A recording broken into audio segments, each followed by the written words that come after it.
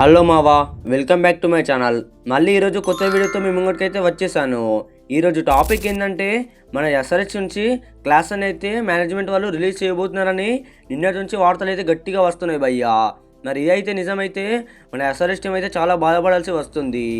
మరి ఈరోజు ఈ టాపిక్ అయితే మనం చెప్పుకోబోతున్నాం. మరి ఎవరైనా మన ఛానల్ని కొత్తగా చూస్తున్నట్లయితే సబ్స్క్రైబ్ చేసుకోండి. ఇంకెందుకు లేట్, మరి ఇక వీడియో స్టార్ట్స్ నౌ. అసలు ఎండ్రిచ్ క్లాస్ అని ఎందుకు రిలీజ్ చేస్తుంది అంటే ఇప్పుడు మినీ యాక్షన్ ఉంది కదా భయ్యా, అందుకే వాళ్ళు రిలీజ్ చేయాలని అనుకుంటున్నారు. పోయినసారి ఎండ్రిచ్ క్లాస్ అనికి ప్యాట్ కమిన్స్ కంటే ఎక్కువగా డబ్బులు ఇచ్చారు.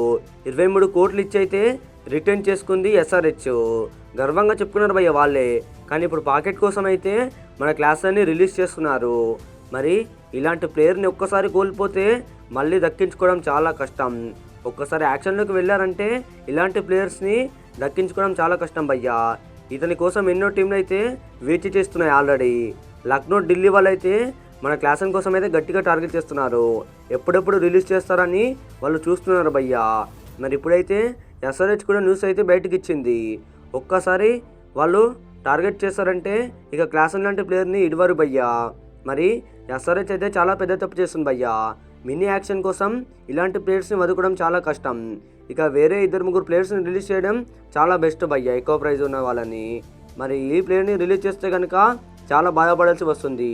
మిడిల్ ఆర్డర్లో చాలా కష్టాలు అయితే అనుభవిస్తుంది మన ఎస్ఆర్హెచ్ టీం. మరి క్లాస్ అని ఎలాంటి విధ్వంసం చేస్తాడో మన అందరికీ తెలిసింది. పోయినసారి 2025 ఐపీఎల్లో ఎన్ని రన్స్ చేస్తాడో మనం తెలుసుకుందాం భయ్యా. మొత్తం 13 మ్యాచ్లు ఆడాడు భయ్యా క్లాసన్. ఆ 13 మ్యాచ్లలో 487 పరుగులు చేశాడు.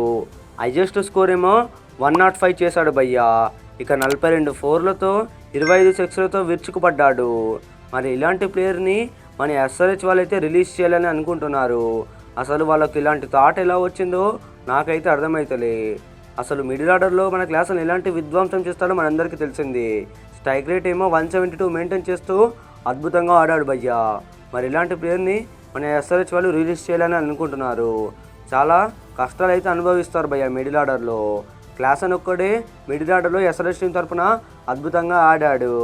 మరి ఈ ప్లేయర్ని కనుక ఖచ్చితంగా రిలీజ్ చేస్తే ఎస్ఆర్హెచ్ టీం అన్ని కష్టాలు కాదు, చాలా కష్టాలు అయితే అనుభవిస్తుంది భయ్యా. రిలీజ్ చేసిన తర్వాత 2026 ఐపీఎల్కి వాళ్ళకే అర్థమవుతుంది అసలు ఎందుకు వదులుకున్నామా అని అనిపించాలి. మరి యాక్షన్లో అయితే ఎస్ఆర్హెచ్ ట్రై చేస్తామని చెప్పారు. కానీ ఏం ట్రై చేస్తారు భయ్యా? ఎన్ని టీంలు వేచి ఉన్నాయో తెలుసా క్లాసన్ కోసం? మరి అలాంటి పర్ఫార్మెన్స్ అయితే చేశాడు. మరి క్లాసన్ అయితే ఏ టీం కూడా విడవదు. అసలు ఎస్ఆర్హెచ్కి మళ్ళీ దొరకడు కూడా క్లాసన్. మరి క్లాసన్ అయితే మన ఎస్ఆర్హెచ్ టీం నుంచి అవుట్ అయిపోతాడా, లేదంటే ఎస్ఆర్హెచ్ టీం అయితే మళ్ళీ ఉంచుకుంటుందా? నాకైతే అర్థమవుతలే భయ్యా. క్లాసన్ మళ్ళీ దొరకడు. ఇక అన్ని కష్టాలు కాదు, ఎస్ఆర్హెచ్ వాళ్ళు అయితే చాలా కష్టాలు అనుభవిస్తారు. ముందు వాళ్ళకే అర్థమవుతుంది భయ్యా ఎందుకు రిలీజ్ చేస్తామారా అని అనుకోవాలి. ఇక ఎస్ఆర్హెచ్ టీం అయితే మినీ యాక్షన్ కోసం మన కాటేరమ్మ కొడుకు క్లాసన్ అయితే రిలీజ్ చేయాలని అనుకుంటుంది. ఎందుకంటే పాకెట్ మనీ కోసం. ఆ పాకెట్ మనీతో ఏ ప్లేయర్స్ని తీసుకుంటుందో వాళ్ళకే తెలియాలి భయ్యా. మరి క్లాస్ అని 4 ప్లేయర్స్ కలిపిన ఒక్క ప్లేయర్ ఆట ఆడతాడు మన ఎండ్రిచ్ క్లాసన్. మరి కాటరమ్మ కొడుకు ఇక అవుట్ ఎస్ఆర్హెచ్ టీం నుంచి. మరి ఎస్ఆర్హెచ్ అయితే ఇలా చేయాలని అనుకుంటుంది భయ్యా. మరి క్లాసన్ పై మీ అభిప్రాయం ఏందో కింద కామెంట్ చేయండి. రిలీజ్ చేస్తే బాగుంటుందా, లేదంటే ఎస్ఆర్హెచ్ టీం వాళ్ళు ఉంచుకుంటేనే బాగుంటుందా? కింద కామెంట్ చేయండి.